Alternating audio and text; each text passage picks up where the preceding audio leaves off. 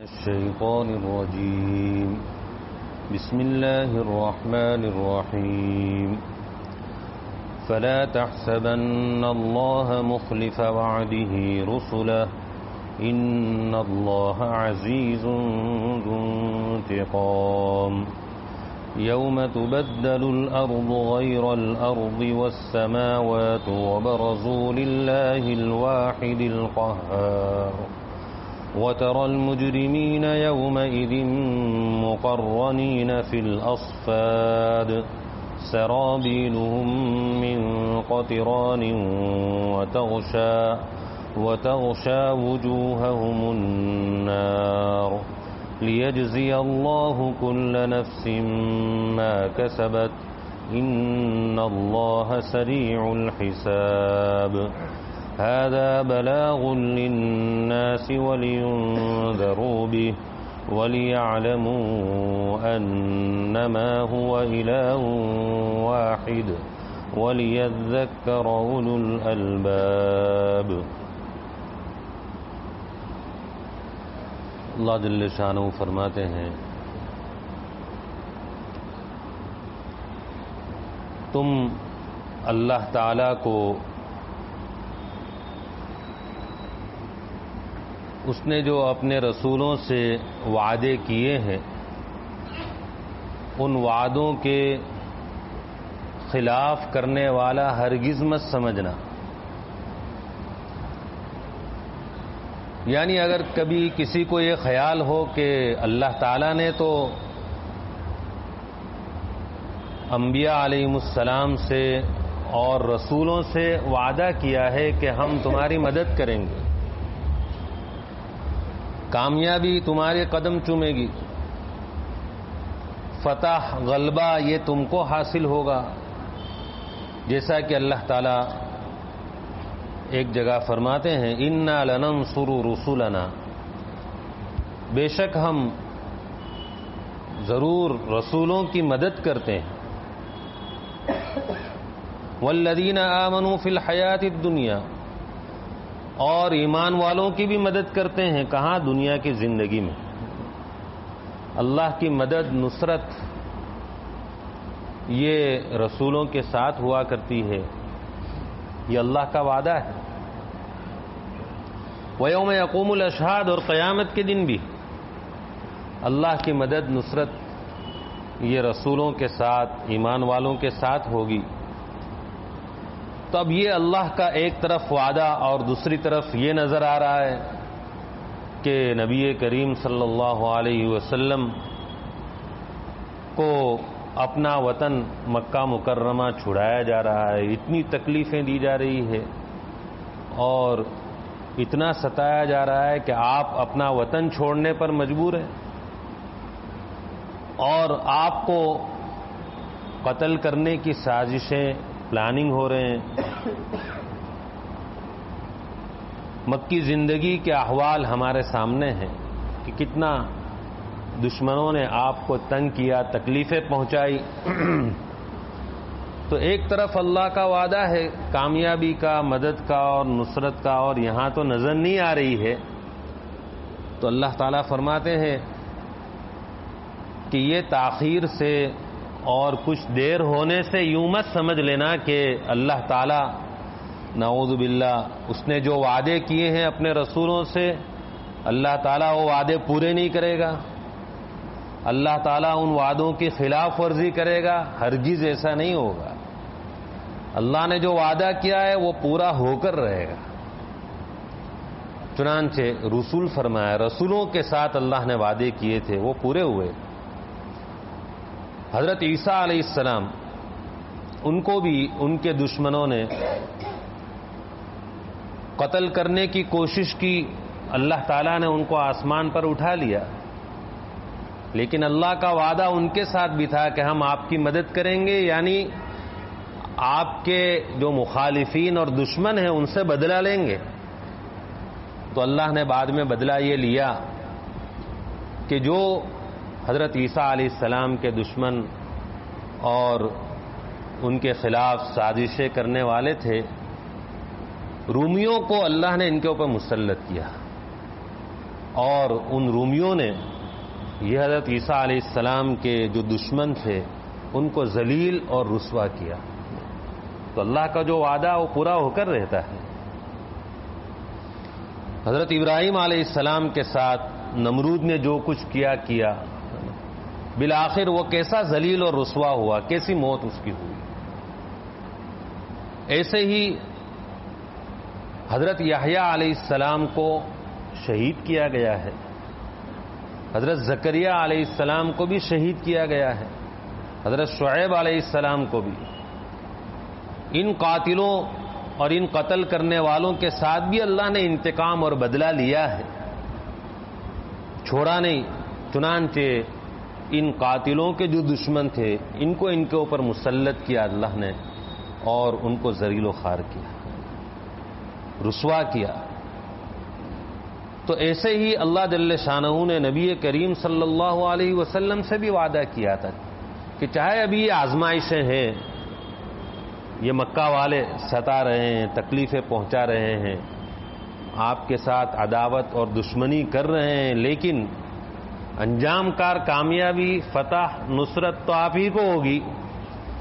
چنانچہ ایسا ہوا کہ ہجرت کے بعد جب اللہ کا حکم ہوا جہاد کا, تو بدر کی جنگ میں بڑے بڑے کافروں کے سردار مارے گئے, اور دوسری جنگوں میں بھی مارے گئے. یہاں تک کہ مکہ فتح ہوا تو جو دشمن اور جنہوں نے تکلیفیں پہنچائی تھی وہ باقی رہ گئے تھے, ان سب کو گرفتار بھی کیا گیا. کچھ کو قتل کرنے کے بعد باقی کو آزاد کر دیا گیا, اور نبی کریم صلی اللہ علیہ وسلم نے ان کو معاف کیا. تو یہ تو دنیا میں, اور آخرت کی سزا علیحدہ رہی ان مجرموں کی اور ان مخالفین کی جنہوں نے انبیاء علیہ السلام کے ساتھ دشمنیاں کی, مخالفت کی. تو اللہ تعالیٰ فرماتے ہیں فَلَا تَحْسَبَنَّ اللَّهَ مُخْلِفَ وَعْدِهِ رُسُلَهُ, کہ اللہ تعالیٰ نے اپنے رسولوں سے جو وعدے کیے ہیں فتح کے, نصرت کے, کامیابی کے, اللہ تعالیٰ اپنے وعدے کے خلاف کرنے والا نہیں. اے مخاطب ہرگز تو ایسا مت سمجھنا کہ اللہ تعالیٰ اپنے وعدے کے خلاف کرے گا. ان اللہ عزیز ذو انتقام, بے شک اللہ تعالیٰ زبردست ہے, بدلہ لینے والا ہے. اور اللہ نے لیا, جیسا کہ بدر کی جنگ میں اور جنگوں میں, فتح مکہ کے موقع پر, اور قیامت تک کے لیے اللہ تعالیٰ کا یہی وعدہ ہے.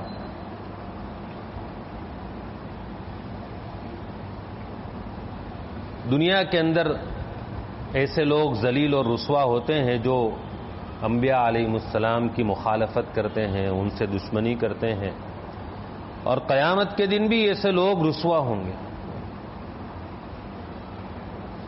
اور کل قیامت کے دن بھی اللہ تعالیٰ بدلہ لیں گے, اور وہ بدلہ پورا پورا ہوگا. دنیا میں تو بس اس کی ایک جھلک ہے, جو رسوائی ہوتی ہے, ذلت ہوتی ہے, وہ ایک جھلک ہے. قیامت کے دن پورا پورا بدلہ اللہ تعالیٰ ایسے لوگوں سے لیں گے. وہ قیامت کا دن کیسا دن ہوگا جس میں ان مجرموں کو اور ظالموں کو اور دشمنوں کو پکڑا جائے گا, سزا دی جائے گی. وہ دن کیسا ہوگا؟ یوم تبدل الارض غیر الارض, جس دن زمین دوسری زمین سے بدل دی جائے گی. والسماوات, اور آسمان بھی. ابھی جو ہم زمین پر چلتے ہیں یہ زمین باقی نہیں رہے گی, دوسری زمین سے یہ زمین بدل دی جائے گی. اس کی کیفیت اللہ ہی بہتر جانتے ہیں, لیکن روایتوں میں آتا ہے, حضرت عبداللہ ابن مسعود رضی اللہ تعالیٰ عنہ فرماتے ہیں کہ کل قیامت کے دن یہ زمین جو ہمارے پاؤں تلے ہے, یہ زمین چاندی کی طرح سفید ہوگی. گویا پوری دوسری زمین ہوگی, چاندی کی طرح سفید. اس زمین پر کوئی گناہ کیا ہوا نہیں ہوگا, نئی زمین ہوگی. اس زمین پر تو بڑے بڑے جرم ہوئے ہیں اور بڑے بڑے جرائم ہوئے ہیں, گناہ ہوئے ہیں, لیکن وہ زمین جو اللہ بدل دیں گے, اس زمین پر کوئی گناہ نہیں ہوا ہوگا, کسی نے کوئی گناہ نہیں کیا ہوگا اور نہ اس زمین پر کسی کا ناحق خون بہایا گیا ہوگا. پاک صاف زمین ہوگی, سفید اور صاف زمین ہوگی. دوسری روایت ہے سہل ابن سعد رضی اللہ تعالیٰ عنہ کی. وہ فرماتے ہیں کہ کل قیامت کے دن وہ زمین جس پر لوگوں کو جمع کیا جائے گا وہ میدے کی طرح, میدے کی سفید روٹی ہوتی ہے, میدے کی روٹی سفید, تو میدے کی روٹی کی طرح وہ زمین سفید ہوگی اور اس زمین پر کوئی نشان نہیں ہوگا, یعنی مکان کا نشان ہو, درخت کا نشان ہو, نہ کوئی درخت, نہ کوئی مکان, نہ کوئی باغ, چٹیل میدان ہوگا. تیسری روایت حضرت ابو ہریرہ رضی اللہ تعالیٰ عنہ کی ہے. حضرت ابو ہریرہ رضی اللہ تعالیٰ عنہ فرماتے ہیں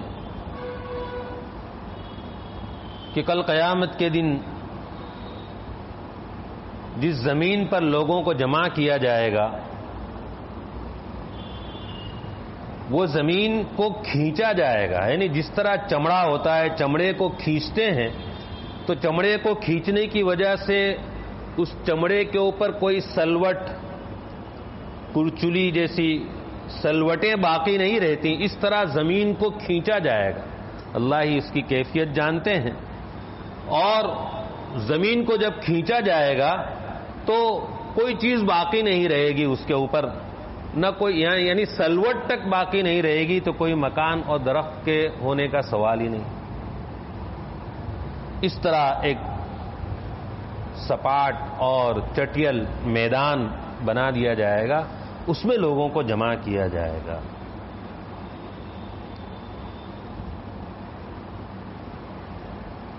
تو یہ زمین دوسری زمین سے اور آسمان دوسرے آسمان سے بدل دیا جائے گا. علی رضی اللہ تعالیٰ عنہ کی روایت ہے کہ زمین چاندی کی اور آسمان سونے کا بنا دیا جائے گا. اس طرح لوگوں کو جمع کیا جائے گا. وبرزوا للہ الواحد القہار, کہاں جمع کیا جائے گا؟ لوگ کس کے سامنے پیش ہوں گے؟ وبرزوا, لوگ اس اللہ کے سامنے حاضر ہوں گے, پیش ہوں گے جو اکیلا ہے, زبردست ہے, جو تنے تنہا معبود اور ہر چیز پر وہ غالب ہے, کوئی اس پر غالب نہیں ہو سکتا. اس کے سامنے, اس کے روبرو سب ظاہر ہوں گے, پیش ہوں گے. مشکوٰۃ شریف کی روایت ہے کہ لوگ قبروں سے جب نکلیں گے تو 3 جماعتیں ہو جائیں گی. ایک جماعت پیدل ہوگی اور دوسری جماعت سوار ہوگی اور تیسری جماعت منہ کے بل, جیسے ابھی ہم پیروں سے چلتے ہیں اس طرح وہ جماعت, ان کا سر نیچے ہوگا, سر سے چلیں گے. پہلی جماعت جو پیدل چلے گی وہ عام مومنین ہوں گی, اور دوسری جماعت جن کو جب وہ قبروں سے نکلیں گے تو سواری پیش کی جائے گی کہ اس پر سوار ہو جاؤ, لباس پہننے کے لیے دیا جائے گا کہ لباس بھی پہن لو, اور کھانے پینے کا سامان بھی دیا جائے گا کہ یہ کھاتے پیتے تم میدان حشر کی طرف بڑھو. یہ جماعت مومنین کاملین کی ہوگی جو دنیا میں اچھے عمل کرتے ہیں, نمازوں کا اہتمام کرتے ہیں, اللہ کو راضی کرنے والے کام کرتے ہیں, گناہوں سے بچتے ہیں, یہ وہ لوگ ہوں گے. اور تیسری جماعت جو منہ کے بل چلے گی, یہ کون ہوں گے؟ تو حضرت مولانا منظور نعمانی رحمت اللہ علیہ نے معارف الحدیث میں لکھا ہے کہ یہ وہ لوگ ہوں گے جو دنیا میں سیدھے نہیں چلے. سیدھا دنیا میں چلنا یہ ہے کہ انبیاء علیہ السلام نے جو راستہ بتایا, جو تعلیمات دی, جو طریقہ بتلایا, یہ سیدھا چلنا ہے. تو یہ انہوں نے دنیا میں سیدھے چلنے کو قبول نہیں کیا, نبیوں کی دعوت کو قبول نہیں کیا. نبیوں نے جو طریقہ راستہ بتلایا کہ بھئی یہ راستہ توحید کا اور سنت کا، اس راستے پر چلو. انہوں نے انکار کیا، قبول نہیں کیا، تو یہ سیدھے نہیں چلے تو اللہ تعالیٰ نے ان کو کل قیامت کے دن اب الٹا کر دیا، الٹے چلو. صحابہ نے پوچھا بھی کہ ایسے لوگ اللہ کے رسول سر کے بل چلیں گے کیسے؟ پاؤں سے تو چلنا سمجھ میں آتا ہے. تو نبی کریم صلی اللہ علیہ وسلم نے فرمایا جو ذات دنیا میں پاؤں سے چلانے پر قادر ہے وہ اس پر بھی قادر ہے کہ سر کے بل چلائے. اللہ ہم سب کی حفاظت فرمائے. اور پھر آپ نے یہ بھی فرمایا اس روایت میں، مشکات شریف میں روایت، کہ جس طرح پاؤں سے چلتے ہیں تو چلتے چلتے کہیں کانٹا آ گیا، پتھر آ گیا، کوئی چیز تکلیف دینے والی، تو آدمی ہٹ کے چلتا ہے، ایسے ہی وہ سر سے بھی چلیں گے تو یوں ہٹ کے چلیں گے، اپنے آپ کو تکلیف دہ چیزوں سے بچاتے ہیں. وَبَرَزُوا لِلَّهِ الْوَاحِدِ الْقَهَّارِ وَتَرَى الْمُجْرِمِينَ يَوْمَئِذٍ مُقَرَّنِينَ فِي الْأَصْفَادِ. اللہ تعالیٰ فرماتے ہیں کہ اے مخاطب، تو اس دن مجرموں کو دیکھے گا کہ وہ زنجیروں میں جکڑے ہوئے ہیں. زنجیر جس کو سانکل کہتے ہیں، وہ زنجیروں میں جکڑا ہوا ہوگا، ان کو باندھا ہوا ہوگا زنجیروں سے، رسی سے نہیں. تو مجرم لوگ جنہوں نے دنیا کے اندر انبیاء علیہ السلام کی دعوت، ان کی تعلیم جو تھی کہ صرف ایک اللہ کی عبادت کی جائے، اس کو انہوں نے قبول نہیں کیا، نہیں مانا، ان کو زنجیروں میں جکڑا جائے.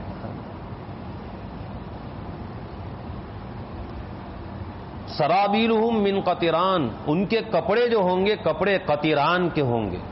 یہ مجرموں کے کپڑے جو ہوں گے، ان کو جو لباس ملے گا قطران کا. قطران یہ آتش گیر مادہ ہے، یعنی آگ کو جلدی پکڑنے والا مادہ، جیسے پیٹرول ہوتا ہے، چھوٹی سی چنگاری بھی وہاں چلی گئی تو وہ آگ کو وہ پکڑ لیتی ہے، وہ آگ شروع ہو جاتی. تو یہ لباس ان کا قطران کا ہوگا، یعنی آگ کو جلدی پکڑنے والا ہوگا. تو گویا آگ ان کے اوپر لپٹی ہوئی ہوگی، ہر طرف سے آگ. وَتَغْشَى وُجُوهَهُمُ النَّارُ، ان کے چہروں پر آگ چھائی ہوئی ہوگی. یہ معاملہ مجرموں کے ساتھ ہوگا، جس کا منظر اللہ تعالیٰ نے ان آیتوں کے اندر کھینچا ہے. تو قیامت کا منظر بہت ہی ہولناک منظر ہے، لیکن نیک لوگوں کو جو دنیا میں اللہ کی عبادت کرتے ہیں، نمازیں پڑھتے ہیں، اچھے کام کرتے ہیں، وہ محفوظ ہوں گے. وہ ایسی سزاؤں میں نہیں، بلکہ وہ تو عرش کے سایوں میں، جس طرح قبروں سے نکلیں گے ان کا اکرام ہوگا، اعزاز ہوگا. لیکن جو مجرم ہوں گے وہ پریشانی کے عالم میں ہوں گے. کل قیامت کے دن کوئی پرسان حال نہیں ہوگا.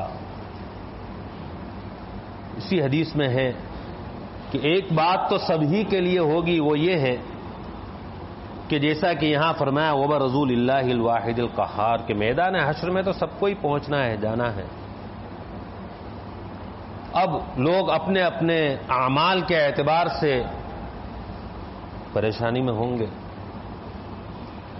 یہاں تک کہ بعض لوگ یہ چاہیں گے کہ جلدی سے اللہ تعالی حساب کتاب شروع کر دے اور ہمارے لیے فیصلہ ہو جائے، چاہے جہنم کا. اتنا سخت اور ہولناک منظر ہوگا. اسی لیے معارف القرآن میں جو ایک روایت ہے اس میں یہ ہے کہ لوگوں کا اتنا ہجوم ہوگا. ظاہر ہے کہ حضرت آدم علیہ السلام سے لے کر قیامت تک کا آخری انسان، وہ سب جمع ہوں گے تو ہجوم کتنا ہوگا. اس ہجوم کی وجہ سے ہر ایک کو اتنی جگہ ملے گی جتنا بس وہ کھڑا رہے، جس سے پریشانی کا عالم ہر ایک سوچ سکتا ہے. اب یہ لوگ چاہیں گے جلدی سے حساب کتاب شروع ہو جائے، معاملہ نمٹے، لیکن اللہ تعالیٰ کی طرف سے ابھی حکم نہیں ہوگا، بس میدان میں لا کر چھوڑ دیا جائے گا. نفسا نفسی کا عالم، لوگ آپس میں مشورے بھی کریں گے کہ بھئی کوئی ہمارے لیے سفارش کرے، کسی کے پاس جانا چاہیے. تو حشر والے ان کے درمیان یہ بات طے ہوگی کہ بھئی ہم حضرت آدم علیہ السلام کے پاس جائیں اور ان سے درخواست کریں کہ وہ ہماری اللہ تعالیٰ کے سامنے سفارش کریں کہ اللہ تعالیٰ حساب کتاب شروع کر دے اور جو بھی فیصلہ ہو جائے. چنانچہ لوگ حضرت آدم علیہ السلام کے پاس پہنچیں گے اور کہیں گے کہ آپ ابو البشر ہیں، ہمارے ابا ہیں، سارے انسانوں کے آپ تو ابا ہیں، اور اللہ تعالیٰ نے آپ کو اپنے دست قدرت سے بنایا، اپنے ہاتھ سے بنایا. کتنی بڑی آپ کی فضیلت ہے. جنت میں آپ رہ کر آئے ہیں، جنت میں آپ کو سکونت دی تھی، رہنے کی جگہ دی تھی، اور فرشتوں کو آپ کے سامنے سجدہ کروایا. اتنی بڑی آپ کی فضیلت ہے. ہماری درخواست یہ ہے کہ آپ اللہ تعالیٰ سے سفارش کریں تاکہ اس پریشان کن جگہ سے ہم کو نجات ملے. تو آدم علیہ السلام فرمائیں گے میں اس کا اہل نہیں، میں اس مرتبے کا نہیں کہ میں اللہ تعالیٰ کے سامنے تمہاری سفارش کروں. اللہ تعالیٰ ابھی ایسا جلال اور غصے میں ہے کہ اس سے پہلے کبھی ایسے غصے میں نہیں ہوئے. تم ایسا کرو، حضرت نوح علیہ السلام کے پاس جاؤ. وہ سب سے پہلے وہ پیغمبر اور رسول ہے جن کو اللہ نے کفار کی طرف پیغمبر بنا کر بھیجا. حضرت نوح علیہ السلام کے پاس سب پہنچیں گے اور ان سے درخواست کریں گے کہ آپ اللہ تعالیٰ سے سفارش کریں. آپ پہلے وہ رسول ہیں جن کو کافروں کے پاس بھیجا گیا ہے. تو وہ بھی کہیں گے میں اس کا حل نہیں. تم حضرت ابراہیم جو اللہ کے خلیل ہیں ان کے پاس جاؤ، وہ اللہ کے خلیل ہیں، ہو سکتا ہے وہاں تمہارا کام ہو جائے. ابراہیم علیہ السلام کے پاس پہنچیں گے تو وہ بھی کہیں گے میں اس کا حل نہیں، میں اس مرتبے کا نہیں. حضرت موسیٰ علیہ السلام کے پاس تم چلے جاؤ، وہ اللہ کے کلیم اللہ ہیں، ان کو اتنا بڑا شرف اللہ سے کلام بات کرنے کا ہوا ہے، وہاں تمہارا کام ہو سکتا ہے، وہاں چلے جاؤ. موسیٰ علیہ السلام کے پاس پہنچیں گے تو وہ بھی کہیں گے میں اس کا حل نہیں، میں اس مرتبے کا نہیں کہ اللہ کے سامنے سفارش کروں. تم حضرت عیسیٰ علیہ السلام کے پاس چلے جاؤ، وہ اللہ کا کلمہ یعنی اللہ کے کلمے کن سے پیدا ہوئے ہیں کہ اللہ تعالیٰ نے فرمایا ہو جا تو وہ ہو گئے ہیں. کلمے کن سے پیدا ہوئے ہیں، اللہ کا کلمہ ہے، وہاں تمہارا کام ہو سکتا ہے. محشر والے وہاں پہنچیں گے. حضرت عیسیٰ علیہ السلام بھی کہیں گے میں اس کا حل نہیں، تم محمد صلی اللہ علیہ وسلم کے پاس جاؤ. پھر حشر والے محمد صلی اللہ علیہ وسلم ہمارے نبی حضرت محمد صلی اللہ علیہ وسلم کے پاس پہنچیں گے اور ان سے درخواست کریں گے تو وہ فرمائیں گے کہ ہاں یہ میرا کام ہے. اللہ نے وعدہ فرمایا ہے عسیٰ ان یبعثک ربک مقاما محمودا، کہ اللہ تعالیٰ آپ کو مقام محمود تک پہنچائیں گے. مقام محمود یہی جس کو شفاعت کبریٰ کہا جاتا ہے، بڑی سفارش سارے حشر والوں کے لیے ہوگی حساب کتاب شروع کرنے کے لیے. چنانچہ نبی کریم صلی اللہ علیہ وسلم اللہ تعالیٰ کی بارگاہ میں پہنچیں گے اور سجدے میں گر جائیں گے. اللہ تعالیٰ کی ایسی حمد و ثنا کریں گے، خود نبی کریم صلی اللہ علیہ وسلم فرما دیں کہ ابھی مجھے معلوم نہیں کہ میں اللہ کی کیسی تعریف اور حمد کروں گا. اسی وقت اللہ تعالیٰ مجھے الہام کریں گے تو میں اللہ کی حمد کروں گا. اللہ تعالیٰ فرمائیں گے کہ محمد اپنا سر اٹھائیے اور مانگیے، جو مانگو گے دیا جائے گا. اس وقت نبی کریم صلی اللہ علیہ وسلم محشر والوں کے لیے سفارش کریں گے کہ ان کا حساب کتاب جلدی سے ہو جائے، پھر حساب کتاب ہوگا.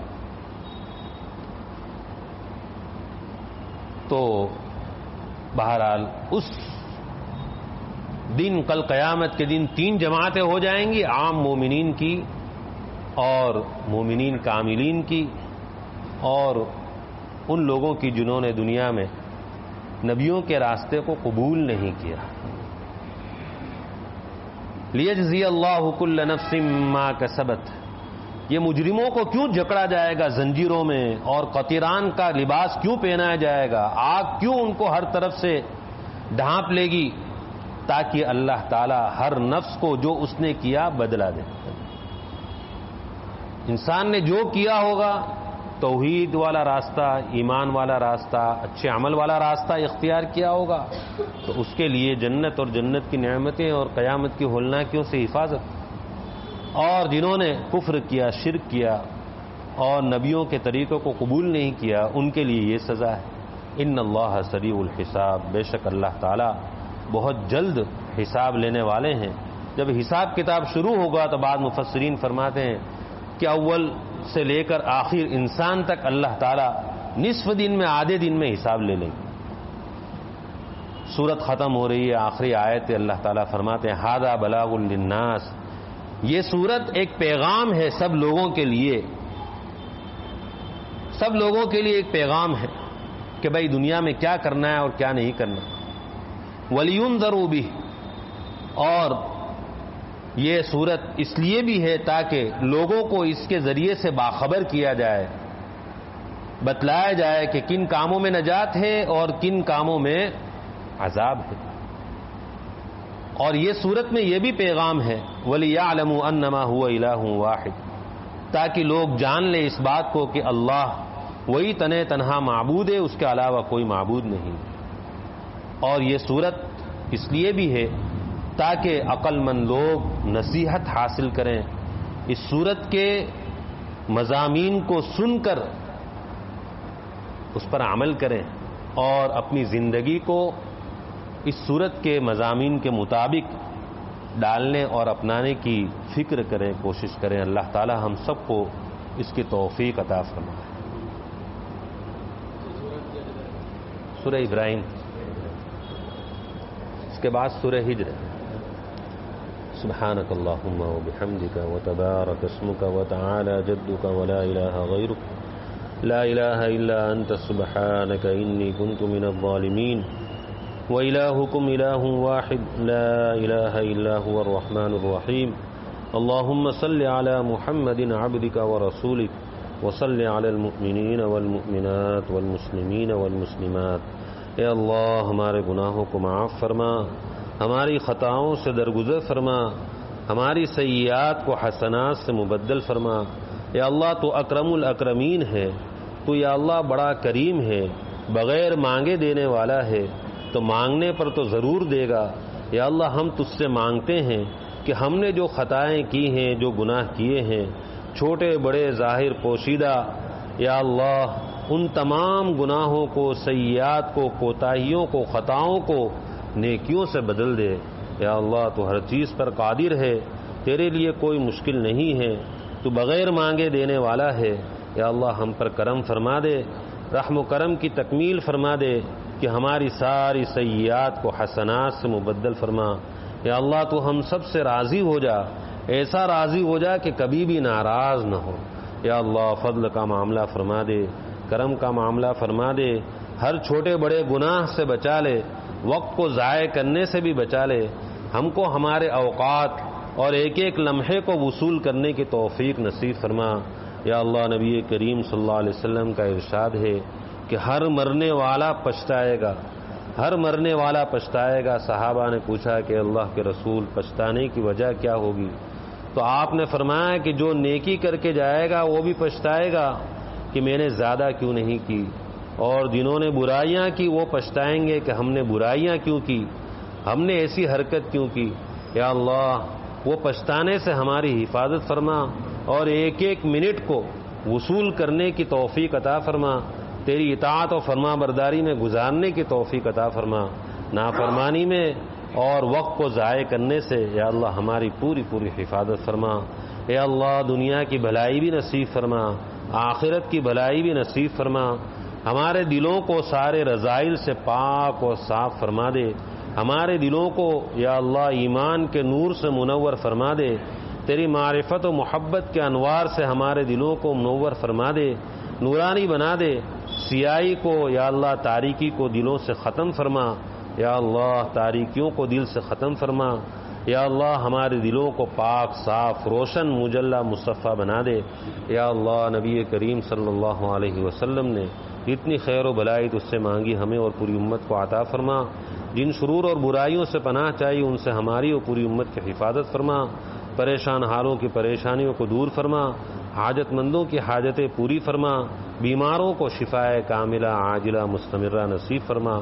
یا اللہ ہماری دعاؤں کو نبی کریم صلی اللہ علیہ وسلم کے صدقے اور طفیل میں قبول فرما۔